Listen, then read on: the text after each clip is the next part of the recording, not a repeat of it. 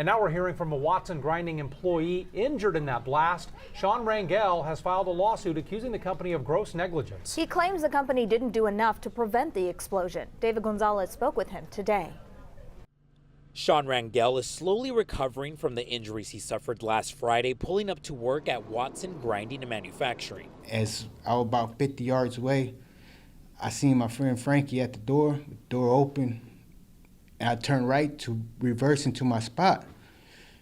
And then I seen a flash of light. At first, Rangel thought he had been in an accident. These pictures of his mangled truck show the extent of the damage. When he looked back at the building, there was nothing left. I seen smoke, I seen debris, I seen metal flying everywhere. Rangel says he immediately knew his friend Frank Flores was gone, and in that moment he feared there would be more explosions. There was no looking for him. I knew if the wall is made out of concrete and it's not there, I knew he wouldn't have been there. Rangel says he's worked at Watson since 2013 and witnessed other instances where safety hazards were allegedly not addressed.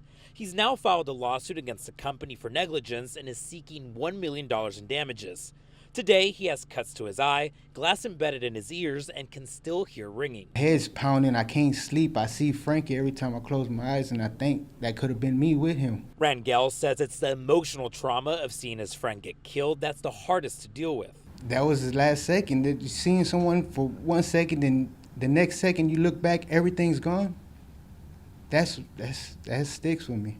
On Tuesday, Watson issued a statement saying they are evaluating options around how to support the community. In Houston, I'm David Gonzalez, KHOU 11 News.